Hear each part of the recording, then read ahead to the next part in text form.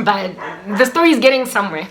These random women and what they did to my ex and me being in his life caused envy in this best friend baby mama girl that rejected him. I mean, the friend was dead, so really it's fair game, guys, you know, type thing. I didn't have problems with that, but you rejected him. However, because I was, okay, just to describe the differences between me and this girl, right? Both of us were dark girls. She was, however, short. I'm tall and skinny, right? Was at the time even skinnier than now. That girl was short and one of those petite, tiny little skinny girls. And both dark in complexion. I think I'm pretty up. You know, I don't know. Like, I thought I was pretty up, but like, whatever. Let's just move past that. There wasn't physically to this girl anything that made me scared. I'm being honest, okay? Let's just, like, come on, I come from the world, we think very shallow type thing. There was nothing physically about her that was intimidating, but she had a power. She had a power, just like Jezebel has a power, guys. Jezebel has power over Ahab. Whether or not she's a beautiful woman is irrelevant. There are women with average looks that have got so much weight on men. They've got so much influence over men that you don't even, you look at them and you're like, I don't get it. Women, you know how there's that one girl when you were growing up that always got the baddest dudes, but when you look at her, she was like a plain Jane on fire. This chick was a plain Jane just like that. And on top of that, I personally, everywhere I went out here in these streets, people were always like, oh my goodness, your girlfriend, she looks like a model. She's so pretty. Because I'm tall and slender, right? So I always used to get asked if I was a model. So I had that up on her, type of thing. Plus, I was also somewhat like of a diva. I was a fashionista. I was well dressed. I had a high flying career. I was the it girl of then. I had those stats, and yet, so I essentially should not have been intimidated by anybody. And this girl scared me because of the clout that she had in my man's, like, mind type thing. My boyfriend as well. Because this girl undermined him for having no money, when he landed me, she would often look at the situation on some, what is she doing with him? What is she doing with a man like that? So if a woman has underestimated a man in the past, and then a really great girl comes in this man's life and takes him seriously, like the it girl, the girl with the clout, the street cred, the diva stats, that nonetheless takes a guy that doesn't have money, is not going anywhere, and she loves him, and it's clear, and the relationship thrives, and this guy becomes a better man. He gains some weight, he gets some pink in his cheeks, he starts to, you know, look healthy, man. He starts to get, yeah, my ex-boyfriend gained weight when the two of us dated. He was a skinny little scrawny guy, and I made him juicy. So I was really good for him, and I was being ranted about as well. Among his friendship circles, his mom was besotted with me. Family loved me. I was just the best thing that ever happened to my ex, and he was a man that had historically had all these women downsize and mistreat him because of what he didn't have, and then here rocks up this chick that doesn't have to be with a man like this, and I am. Forgive me and that dog. It's always the bane of my existence, so we will try and ignore it as white noise. Righto. So that is what under heaven was going on in that situation. And so this chickie was like, she started to growl in the corner, like, when she was looking at this, she was like, what does she want in him? And so basically me being by this man's side gave my ex clout. It made him the kind of man that other women now are curious to be with. That is why the devil is always after marriages, guys. As soon as a guy gets married, it makes other women just salivate after that man because he's taken. It's reverse psychology. It's the worst thing. It inspires sin. Anyway, whatever. So these ladies that rejected my ex, especially this one, now was hovering around him, trying to lick him with her like snake tongue, and she used to annoy the living daylights out of me. She would call him in the wee hours of the morning. Well, I was a fornicator at the time, so I got to be in bed with a man in the wee hours of the morning, and he would take the call. My ex was very open and honest with me, so he would like text, and he would leave his phone just lying there with no pin code in it, and go to the store and come back, and trust that I either didn't go through it, or even if I went through it, there's nothing there to find. So when my ex then gets up out of bed in the wee hours of the morning to go and talk with somebody on the phone, you hear those dogs? That's what that sounded like. There is a doggy dog, and it's loud at night and I can't sleep because of it. Things like this used to make me think that this is not just a friend. This is not a girlfriend, although she's just a girl that is your friend. I had a few of my ex's girlfriends all up and my girl, and I was chill with them, and they liked me and we liked each other. This one was a differential, and on top of that, this chick, because she claimed to be my ex's friend, girl, you as my man's friend. So when we see each other in public, and when we bump into one another at the jazz festival there, it should be, hi, Delilah. I just say her name was Delilah, right? Hi, Delilah. How are you? Good, man. I was like that with all of my other ex's girlfriends. Hey, girl, how you doing?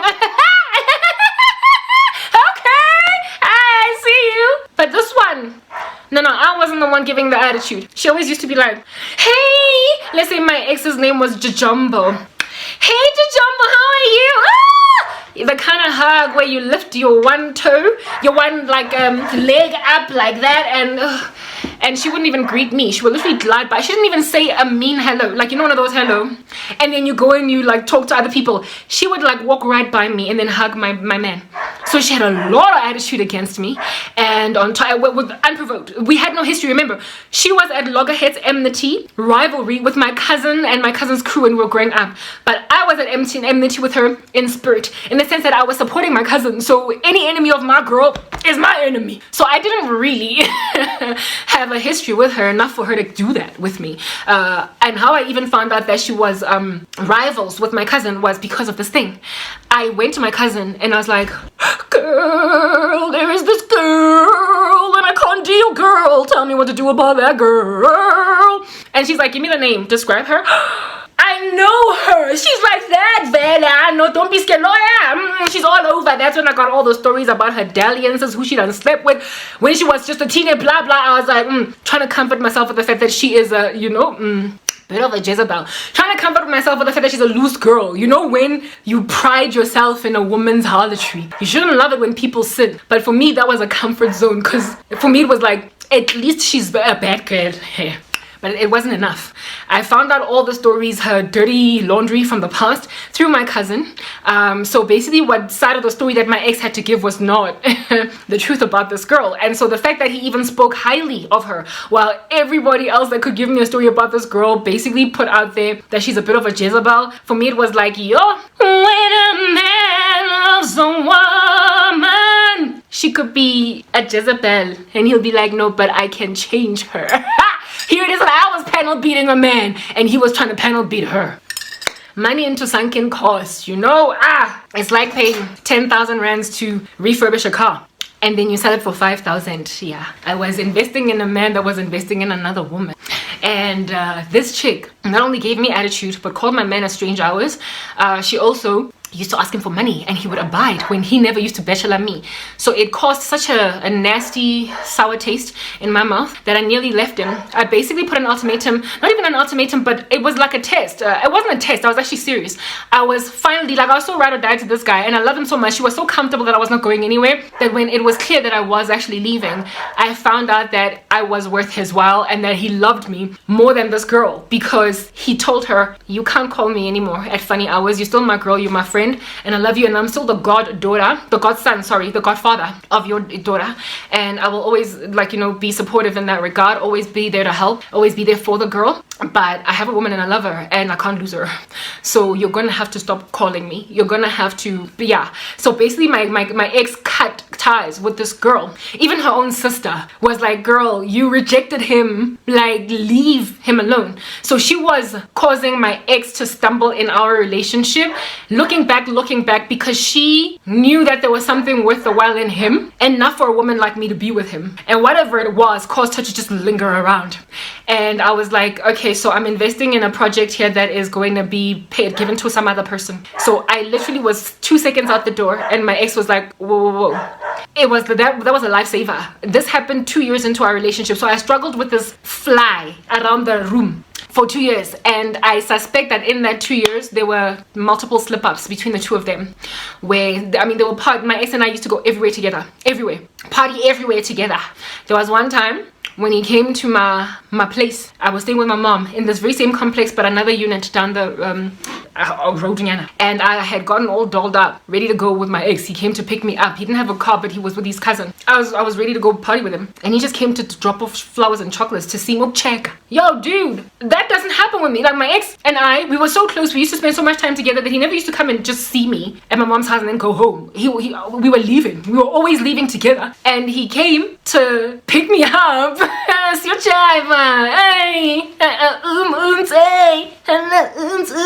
baby, ooh. I'm like getting out of the house, basically like dancing. I was like, baby, let's go. Hey. You can tell from what era I come from. I'm literally going to the car on and I'm you know, when you get out of the house like that, black people can understand. And this dude was like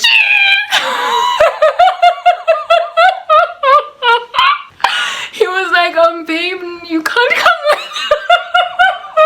I'm laughing now, but back then it was so painful. I'm like, let's go. And he's like, no, you can't come. And I can't even remember what excuse he made for why I couldn't come. I was all dolled up. I felt so stupid. But I stayed home because I trusted him. I was like, oh, okay. I guess not then. That's me walking back into the house. Until I found out a couple of weeks down the line from that date where his perfectly sound excuse for why I couldn't come with him now made sense. You know how my ex had girlfriends? Among his girlfriends, by the way, were friends of this girl, and friends of this girl never used to give me problems. That's the thing. This chick was just, it's like everybody understood my relationship, and everybody also knew that this girl was wrong to try and break me and my ex up, because she would never have been serious. If she got me and my ex to break up, she would still not go and be with him. She would not agree to be with him because he was still struggling in life. So she would have just broken us up and selfishly just watched him stay single, having lost me, and she would have then gone on to be with her sugar daddies. So everybody was on my side, including her friends. Like, nobody gave me attitude except for this girl. Nobody. Everybody knew that I was good for my ex, right? And this used to grate her. The fact that no one stood with her on this, not even her own sister, like I told you. You know, when a man, you have everything you need and you just, man, you throw it, like literally drop your ball, oh boy. Anyway, fine. So this chickie, because her friends, some of her friends, I knew some of the friends. One time when we were at this one restaurant, my ex had a best friend that had a restaurant in downtown Joburg, very popular. That was like a dancing joint. I was like, just went there to do all that, right? So we went to my man's boys like joint, you know, and this time I got to dance because, you know, dude, why are you taking away the dance? I want to dance with somebody. And he stopped me that day. Well, this time around he didn't stop me. And then one of like 2 or 3 of the girls from that crew minus this chick came. She was hardly ever in the country. That also helped because she was a flight attendant, so she was always away from South Africa, and that helped. If she was always in this like joint, my life would have been a lot more tough. Every time she would come home and be home for a season, my ex would be among the people she's harassing with petitions for money and whatnot, right? It helped, but you should not have to tiptoe around a woman like that. You should not have to tiptoe in your relationship like that. You should just feel safe and comfortable, you know what I mean? Anyway, whatever. So this chick's friends were at this like like spot, this joint, and I was like, hey ladies, hi, how you and stuff. Remember, I was cordial with everybody, and then because they didn't think anything was up, went outside where the music wasn't so loud. They were talking now casually about some party that they went to. Yo Joe,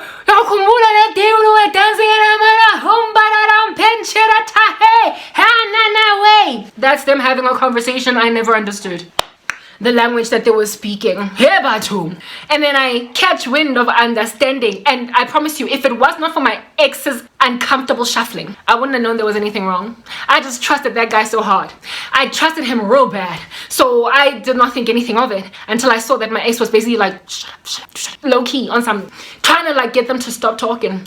And when I was listening to them go on, I was able to put the pieces of the puzzle together. You know, light bulb moment. It happened on this time at this date, and yo Joe, just the time when this party happened, the people that were there, and also mention of this girl being at that party, I then came to learn that the reason why my ex didn't want me to go with was because that girl was gonna be there.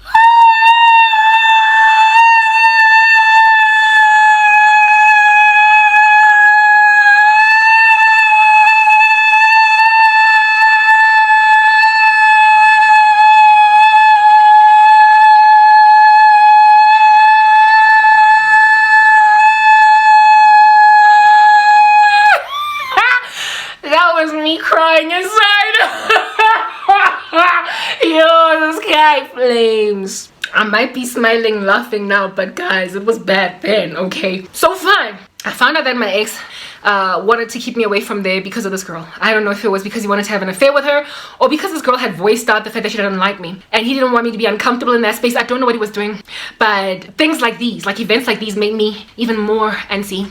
Events like these made me even more uncomfortable. What is that car doing? I'm sorry. I'm busy. Please just give me time to finish this message. Things like those. Okay, it's going somewhere else. Things like those made me so super uncomfortable that I then started to gain like insecurities. I wasn't an insecure woman generally.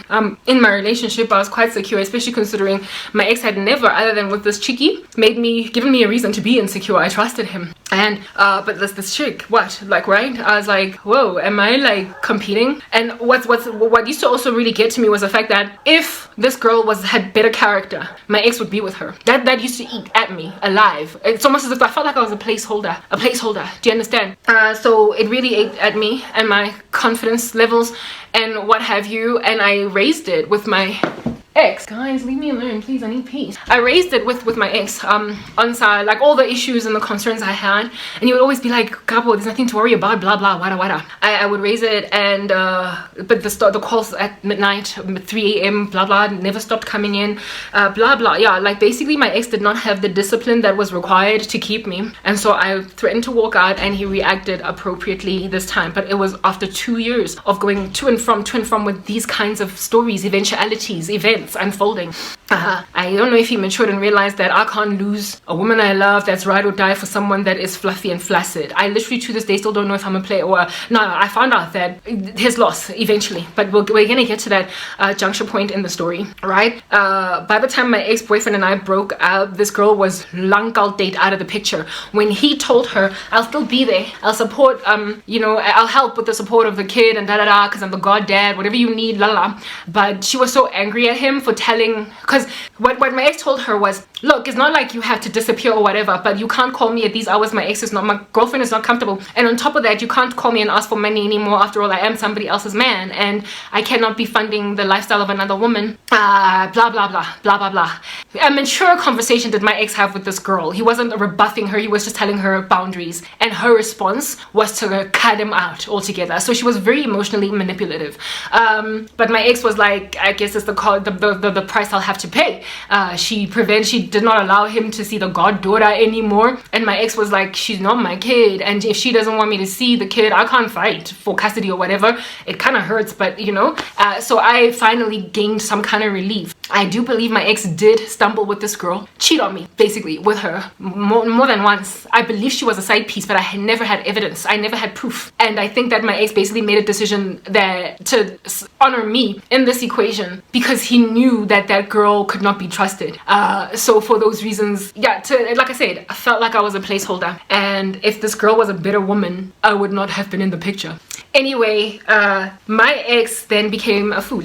He was a great guy in the beginning of the relationship. He turned pear-shaped on me because he started taking really bad advice from guys. I was a strong woman, financially, materially, but I was never arrogant or pompous about it over my ex. I wanted him to grow with me. He had these dreams to start a business. I was trying to help him get that along. Not financially, but just moral support. Like, I don't believe in giving a man money. I'm sorry, I don't. Like, men who get provided for by women, ultimately, they show their ugly heads. It's almost as if they stick in the situation because the woman is beneficial to him in some way, and then they leave. So I was like a source of moral support. I used to give him advice, counsel. I would do some of his documentation and what have you, just to help him along. I was the one, making those calls so he can get his driver's license, but never did I pay for him to get the driver's license. I had never financed my ex in any way. I allowed him to be a man where he could. He had financial restrictions in his life, but where he could, I allowed him to be that, right? So I can't really say that I was androgynous and manly in the relationship, not even in the slightest. I was indeed what it is that the Bible calls a helper suitable, just without the Bible, because I wasn't saved at the time. I was the wind beneath his wings, and I wanted him to grow. Yeah, that's what I was to this man. So manly, I wasn't that thing. I was just materially stronger because I had a stronger career. I was intelligent, but I was very girly through and through. Like I said, on dates, he paid. I made him pay. Like, I didn't even make him pay. He just instinctively understood it. Remember, he was not the kind of guy to be like, let's go 50-50. He was used to providing for women, but then when he came into the relationship with me, he got to relax because I wasn't hyper demanding and not inappropriate, but what's the word that I'm looking for? I'm looking for a word. Unreasonable. I wasn't unreasonable with him. So he got to feel strength where it is that strength was. As soon as he got his driver's license, I even let him drive all the time when we were driving. So I would be in the passenger seat, basically be the girl. Like, I did everything to make my man feel like a man, even though he was lethargic, he was lazy, he was not getting his act together fast enough, right? But his friends, just from looking on the outside, you know, when one of your boys has got a really great girl and nobody understands why she's with him. I used to get so much slack from people on my side of the equation on some, you know, you can do better. And I'm like, what's better? Exactly. What's better? I need to understand. Are you asking me to go and be like, I used to be so scared, like there were a monster underneath the bed as a child, a girl child, of hot boys that had lots of money, these cars, these careers, like, because they were so abusive to women emotionally. And I was like, I'm stable here. I got a man that respects things that I cry about, and he loves me, he is romantic, and on top of that, we're gonna grow together. And when we grow, just you see, he is going to appreciate what I've done for him, my sticking with him through times of darkness. He's gonna realize that he's got something really great, and so invest in our relationship. He's gonna be somebody that I will have stuck to, and so later on in life he's gonna stick to me. We were gonna get married, blah blah, all that jazz. And when men are dancing up and down in these streets, messing with every girl's heart, when you've got those kinds of immature friends, and you have got a ride or die girl, like when you've got a guy that is a womanizer, so there's not one woman that sticks around in their life, or the one that does stick around takes a lot of rubbish and she's not firm and strong in her resolve to be treated better, they envy their boy. So my ex had this precious girlfriend that all of his boys did not understand what in the world I want with him, so they sabotaged us. They sabotaged him. They advised him badly by basically trying to claim that I was a bit of a Jezebel to Ahab. In other words, I'm lording it over him with an iron fist. I am manly and I want to run the relationship. I'm wearing the pants. It couldn't be farthest from the truth. It couldn't be farthest from the truth. And by the way, among the misogynists who ill-advised my ex in this way was his own dad. His own father ill-advised him in this capacity, right? Because he had an old school mentality and did not want a woman earning more than a man. Like, what am I supposed to do? Be poor, be broke, and neglect my career? You haven't even made an honest woman out of me. I'm happy to be a housewife, but you need to make enough to take care of both of us, dude. I'm happy to be the kind of woman to stay at home and raise our kids forever. But really, if you want an old school method of a home or a household, I'm happy to abide by it, but I gotta be comfortable. I gotta be able to get everything I need in this world. I gotta be with all the support and under heaven I need to run a successful household. Right now, you don't have everything you need. So show me then, if at all you want that old school wife. I'm happy, like I've always been that girl, right? Anyway, but my ex's friends, so long story short, I was successful in my career, guys, because I'm smart. And because I was an educated woman, I studied very hard and I worked hard. So I got rewarded for it. But I was willing to drop it all for family. Men don't understand that. Some men don't get that when a woman is thriving and successful, it doesn't mean it's what they want. It just means that for now, they're living. What else are they gonna do? Just sit waiting for a guy to come and pick them up like they're a Cinderella, put them in their house? Guys, we go to school, we go to university, we study because our parents raise children that study. Just because we gain a career does not mean we have no interest in love and family. I had a friend actually when I was working at MTN. She also broke my heart, but you know, many people broke my heart. I came to Christ, so I'm persecuted by people who just did not embrace the Lord type thing. But like this girl, before she went all pear-shaped on me, had similar values to me. I guess that's why we got along the way that we did. We both knew that we're doing well in corporate, fine, whatever, but we were happy to drop it all for love and for family. She and I used to talk about this, and among our colleagues, they would crease their foreheads, like our female colleagues would crease their foreheads on some, yo guys, this is how we used to think. I remember she and I having this one conversation while others were creasing their foreheads on some, I don't want to grow up the corporate ladder. Like my friend and I were like, I agree. Like I don't want to grow up the corporate ladder. I have no interest. I just want to go be barefoot and pregnant in a kitchen with a really loving and supportive husband. And our other female colleagues were like, hey, you know, black girls when they get obnoxious, yeah, gave us all that, and we were just like, whatever, I don't care, because we believed that it's possible to find men that are responsible, that can love women in that very old school picket fence, come home to steamy windows because I'm cooking type household, and be responsible. And I'm laughing now because cynicism has entered into me, because I feel like I was naive back then because of how badly abused by men I've been ever since then. But my friend and I both basically just said that if at all they had any other, if a man came into their lives that was responsible responsible enough and said stay home and take care of the kids, we would have done it. We knew we didn't both want to grow up the corporate ladder, but we were smart enough to grow, educated enough to grow. But if anybody were to take us out of that, we were gonna be happy to abide.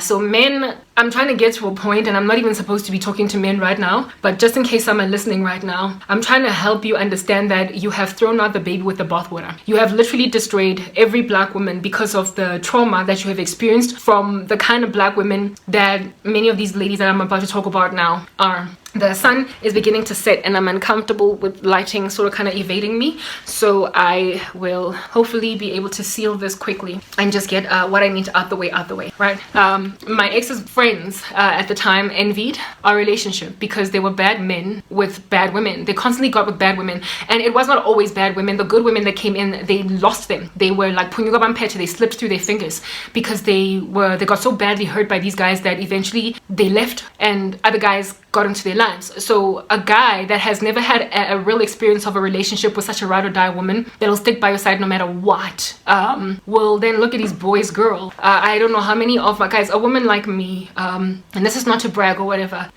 men in this 21st century where women are so feminized, like no man's business, like this feministic movement, they are so exhausted from it that when they meet a breath of fresh air type woman like me, for instance, and she's not theirs, they it's, you know, like Satan is condemned to hell, and so what he's doing right now is trying to take as many people to hell as possible with him. A bitter spirit basically dwells in the devil. So it's not that he can be happy if he brings you down with him, is that there is no opportunity for him at happiness at all. So he might as well in his bitterness take everyone down. Men who hurt women, who crush them, who break them, who grab ride or die girls that have been sticking by their side even from high school, upon losing that girl, they don't want the rest of their friends. They're like Satan. They don't want any of their boys to have this girl. So, and also men have very strong feelings for women that honor old school femininity, but they're rare in this 21st century. And so sometimes you will find, if you're a woman like that, your boys, your man's boys, having secret feelings for you because of how they see how ride or die you are to their friend. And a man's love for a woman sometimes is so toxic that he can kill anybody that comes in the way of that woman just so he doesn't have to watch her be happy with someone else. I have been given dreams by God, a couple of them of at least 3 of my ex-boyfriend's friends who had apparently very strong feelings for me, and they hid them. Of course, why in the world would you show it? I'm your boy's girl, right? But to them the feelings were so strong and they couldn't stand watching me and my ex walk around, and the reason why they liked me was because of how I was. They had access to so many beautiful women, so my beauty was not the thing that made them like me. It was never my job, my career, anything that made me a fabulous it girl. They didn't care about that. It was my character, and with my character making them envious, because that's hard to come by. You can get a beautiful girl any minute, but it's hard to come by one that actually also has a suite of character virtues. That's rough to encounter. I want to see if I can't go outside, guys, because the sun is setting and so it's getting dark in the house. So let me move my ring light and outside and we'll finish this conversation outside. Just stay there. I'm sorry. Hi guys, say hello to my vehicle where things are dangling. It is entirely debilitated, but is the only place where I could find adequate lighting while we get this message out. So please don't judge the vehicle because the girl is going through it. You all know that by now. Okay, cool. Right, so my ex, yes, his friends, that's where I lost ended. Some of his friends had a crush on me for those reasons, really. It was about the kind of woman I was, but like the devil, they wanted to take my ex down with them. So they sabotaged the relationship not only with witchcraft, which is very difficult to prove, but what can be proven and what testimony or what my ex would have to admit to is at least that in their physical words, they broke us up. They used to advise him that I was this overbearing woman that was basically trying to change him as a man, that he must put his foot down. If he doesn't want to do it, he doesn't have to do it. He doesn't have to honor anything I have to say. He doesn't have to do what I ask. And basically the thing that we were doing to work on our relationship, our future, he was not going to marry those fools, but he was going to marry me. They told him, boy, you're whipped, like you're being basically controlled by a woman and you gotta stand your ground. My ex already had problems with being emasculated by women before. He already had sorrow in his soul because of how underestimated as a man he was, even by other men. Remember, his exes used to just run out on him to be with other men that they imagined was stronger, that he imagined was stronger. He had all that sorrow in him, right? And even though I'd never done anything of that nature to him, he imagined that I also would sorry that I am also not also gonna do that. My ex knew that I would never do anything like that. But you know when you just like character assassinate somebody because you're blame thirsty for something that they haven't done and will highly likely not do, but you're apparently protecting yourself from being hurt again. From what, dude? I have displayed in all these years that I've been with you that I would never ever go out like that on you. But his friends try to make him basically the whole saying that all these women are the same. One day they're gonna flip on you, gonna change on you. His dad used to tell him that as soon as I get my degree, I'm gonna walk out on him. Why in the like? I didn't need to be with my ex materially. I was obviously not in it for what he can do for me, but for I had a vision. I could have been with anybody else, but I chose him. That should have just like helped him realize that this is genuine. Do you understand? And yet somehow his friends and not family members, one only, his dad and some bad cousins, male cousins, alongside his friends, advised him wickedly where I am concerned. Now I'm freaking out. That light is like evading me. You guys, should I leave my door open? I don't know. Yeah. They counseled him wickedly concerning me. They basically made him second guess what we were doing, and in so making him doubt what we were doing. He started to hurt me like really badly. As in, whenever I'd ask for something, he would drag his feet. Sometimes he wouldn't even do it. My ex and I used to do everything together. He stopped pitching. He stopped rocking up. He started standing me up. He started rocking up at my apartment. Remember I was the more financially strong one, so I had my own place, and he was still staying at home with his parents, but I was ride or die to him. He would sometimes come to my apartment at like 3-4 a.m. in the morning after partying with friends. One time, and this like eventually brought about our breakup. I was a fornicator at the time, so we used to do things that fornicators do, and I could smell on his manhood another woman. Like, don't ask me why I was down there, but I could smell another woman's, and I interrogated him about it and he denied it. You don't just smell like that down there if you have not been inside another woman. And I smelt this on one of the days when he rocked up at my apartment in the wee hours of the morning. So he not only cheated on me, but he also cheated on me on the day that he was going to see me later on, and he didn't even have the decency to take a shower. These things started to happen, and I couldn't understand why he was not talking to me the way that he was talking to me. Why he just went pear-shaped on me, especially when I would start ask him progress on what he's doing with his life. He was being advised by his friends that a woman should not even raise a voice. She should not ask any questions. You know, when you take away the duty of a woman to be a helper suitable from her, in the spirit of a woman must be silent, they go and they grab the scriptures and they break them apart and they malign them, and they basically reduce the fallen Eve to a woman that because she ate the fruit and caused Adam to eat the fruit should not be heard at all, should not be listened to at all. But the Lord does say, husbands, if you don't listen to your wives, even your prayers are going to be hindered. So the Lord never intended for women to be quiet and not talk to men. We're supposed to be helper suitables. How are we going to help you and be the wind beneath the wings of men if at all we we don't talk at all, right? If we don't advise you, if you don't say, babe, I think maybe you should try and tilt that like light that way instead of that way because you look better in that lighting when you're busy recording your elevator pitch to your new boss or your new like business deal. That is advice that a woman is giving because she has her own perspective from which viewpoint that she sees the world, and she has those 2 cents worth to contribute to you as a man, to help, not not take over,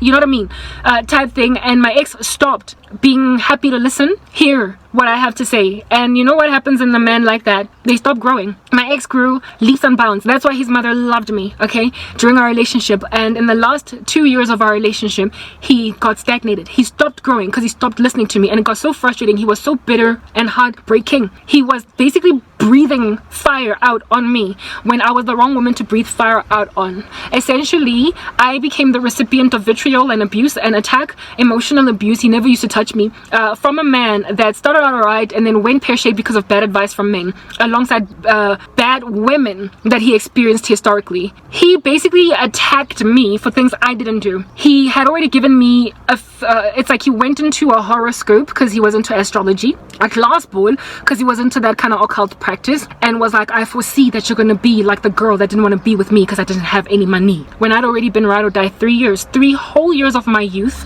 I'm 25 now, 26, 25. I'm 25 now, 22, 23, 25, 24, right? Yeah, I remember I started dating him when I was 22. I'm 25 now, and I've given these years to you. I am at the age where a lot of women just want to get married already, otherwise they're gonna get to 30 still single. I would not waste my time here if I didn't want to end up married to you. if I want to marry you, then it means that I'm not trying to be with anybody else. I'm here, and I've been here all this time, and I have proven myself. You know, when they say you need to earn respect, I had earned trust. I had, at this point, and this man went and employed all different kinds of whack advice and broke me to 10,000 million billions of pieces. The amount of heartbreak in the latter years of my relationship with this man, and it's because I was busy throwing money into sunken costs. Like, you know, when you invest in a project so much that you want it to work. So by the end of this relationship, which is basically the last 2 to 2.5 years, I was trying to salvage what I had invested, and it was a waste of the rest of those years. The only thing that rescued me out of that relationship, I promise you, I would have probably still continued to panel beat it until I was 30, was the fact that I got born again in the Lord Jesus Christ. I started to investigate the things of Christ, and so I let go. Christ basically told me, get out. You're unequally yoked now. He doesn't serve me. I am your master, and I'm not his. So for those reasons alone, leave. That was why I left my ex. Right? He had already gotten rid of that Jezebelic woman, right? But he attacked me because his friends said attack me. His friends sowed discord in our relationship physically and spiritually. They put a lot of witchcraft, and it broke us up. A year after my ex and I broke up, within the first year of our breakup, usually when my ex would break up, we would always get back together within 2 or 3 weeks. We were so in love. My ex, by the last time I left him because he was breaking me so much, he basically was like, whatever, hamba. Like, you know when you spit on something, acting as if though I didn't add value to his life even in the slightest. Guys, well, you know, people, they say there are 3 sides to the story: your side, his side, and the right side. Well, my side was the right side. I kid you not, I never did anything to shatter my ex. I did not cheat, ever. Despite him cheating on me multiple times, I never did. Like, I was ride or die. And in the first year of our breakup, the first few months of it, I sang that Mary Jane song to David. I was like to David, I'm a ride or die, ride or die. I'm your ride or die. And David looked at me and he was like, you're jumping up and down on my front porch, making a fool out of yourself. Woman, come on, get your act together, go home.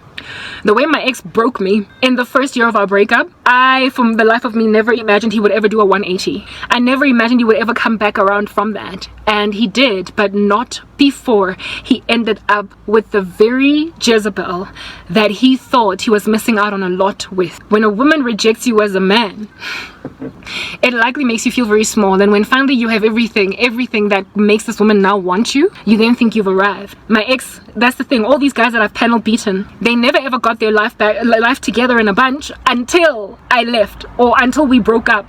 Well, I was always the one that left because I was always tired. And I always used to, like, when I came to Christ, I was like, Lord, every guy that I've ever worked on never got his act together in the relationship. They only got their act together after we broke up. My ex, this is his business. He wanted a construction business. He finally got it off the ground and it started to do well. It did well when now we were broken up. I was newly saved in the Lord. I did not care. I remember my cousin, the very one that was at odds, rivals with this girl, called me one time and said, Karabo, you need to get back your man. He's making money now. I was like, girl, I'm in Christ. I don't want a man just because he has money. I want a man now because, you know, I'm in Christ. I want a man that's going to love the Lord, blah, blah, blah.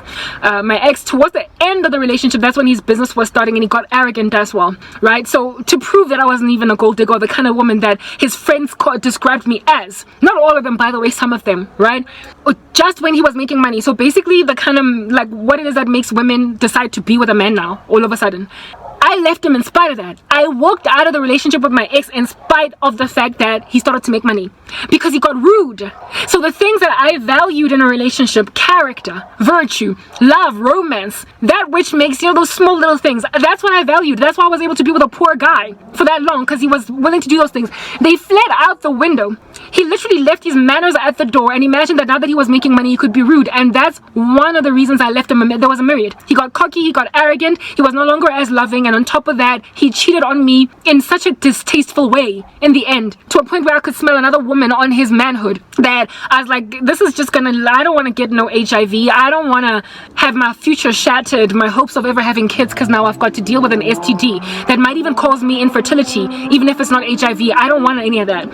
And God saved me, he rescued me, because really I was very weak emotionally with that ex, especially also considering his friends advised him to hold me with witchcraft in the relationship. It wasn't broken, but he tried to fix it. So I would have struggled to leave in my own flesh. I literally needed the Holy Spirit to usher me on along.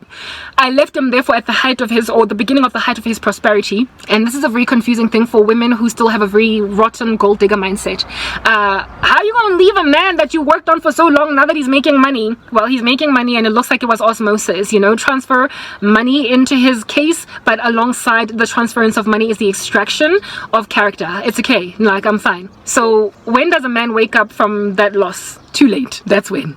You know, when you color code or you blanketly paint every woman with the same character flaw of some really strange ladies that done did you dirty, you're gonna lose the kind of woman that would have made for a very lasting, beautiful marriage. My ex and I, we broke up because of the challenges of his character. We never broke up because we stopped loving each other. You know, one of those boring, annoying relationships that will give you a toothache? Public displays of affection. From day one to pretty much 5 years, we were so besotted with each other. We never got tired. We never grew old. It never got old, our love for each other. We were always all up in each other's grill. That never died. You know, the fire, yes, that passion, that spark, that never died. It literally never died from day one. We never got to a place where we were just roommates now. And, okay, there was a season we were living together, but you get my point. Where in the relationship you're merely just getting through the days. So basically, that's the kind of woman that is going to make for a long-lasting marriage that is very fulfilling, where everybody has got joy, everybody is glowing, everybody is just content and happy, and now there's kids. We never got bored of each other. So our breakup was not inspired by feelings going dry, meaning that any woman that would come into my ex's life would have to compete with that. And if as a woman you don't have character, you don't have virtue, you will never be able to compete with the ride or die from the past. And this is the kind of stuff that causes bitterness in men. Literally, the reason I am noticing there is this wall in the black community between men and women, and it's very taxing to watch, because the women who are ranting are complaining about the kind of man that my ex eventually became, and the men who are ranting are complaining about the kind of woman that the women that broke my ex's heart were.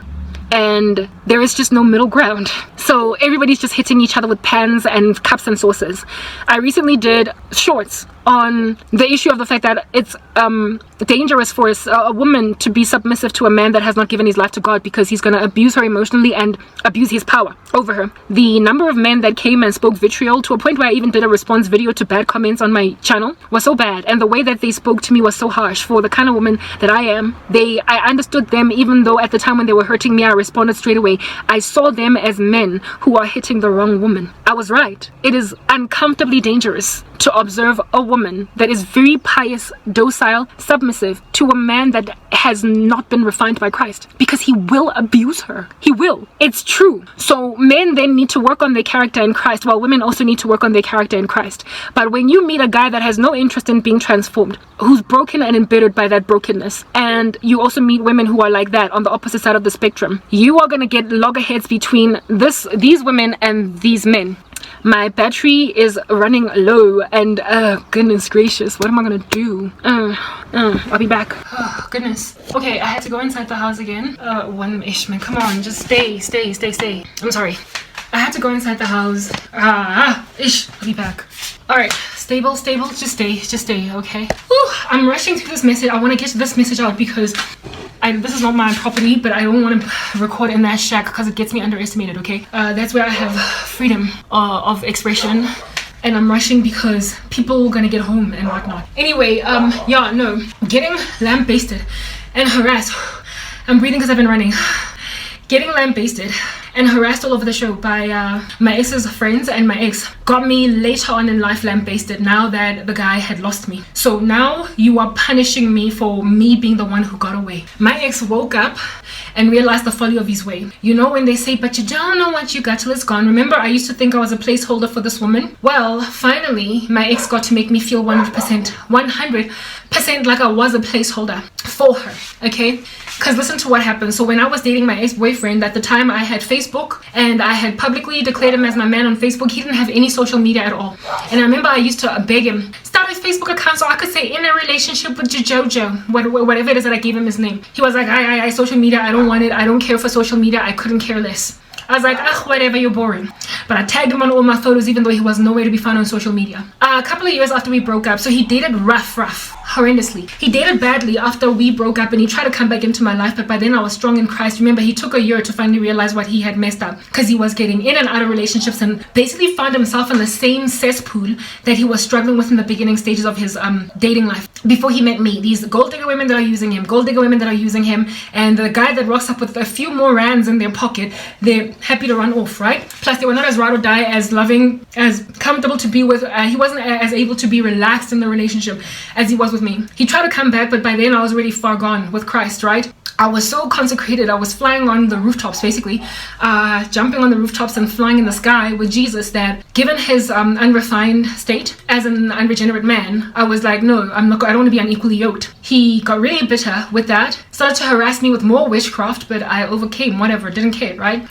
So after rejecting him, he got even worse than before. And some 2 or 3 years after we broke up, now I was like 3 years in the faith, I guess, I find out that he got married to the girl that was the bane of my existence in our relationship. Married, as in that was the final settling point. She now was happy to be with him. I was like, oh my goodness, now that he was making money. And on top of that, he started an Instagram, the new Facebook, right?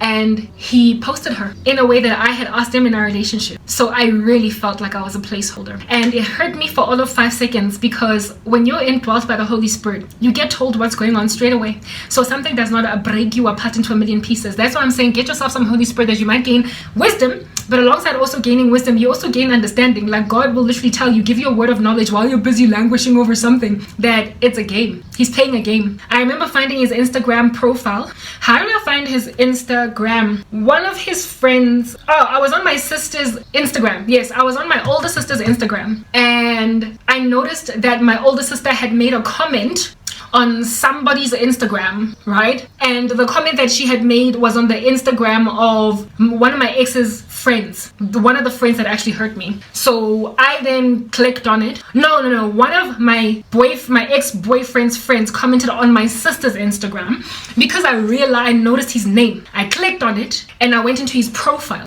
and in this friend of my ex's profile, I then noticed that my ex had commented on one of his photos. And so I was like, that's my ex, let me see what's going on with him. I shouldn't have done that. And here it is that I found my ex, not only with an Instagram profile, but he had so many little reels or so many photos of him and this girl.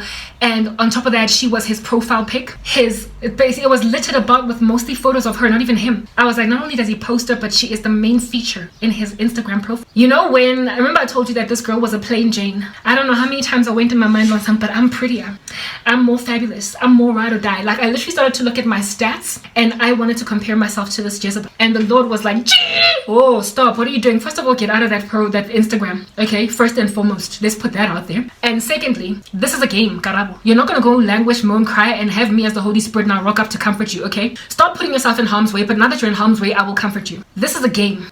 Your ex knows what he lost in you.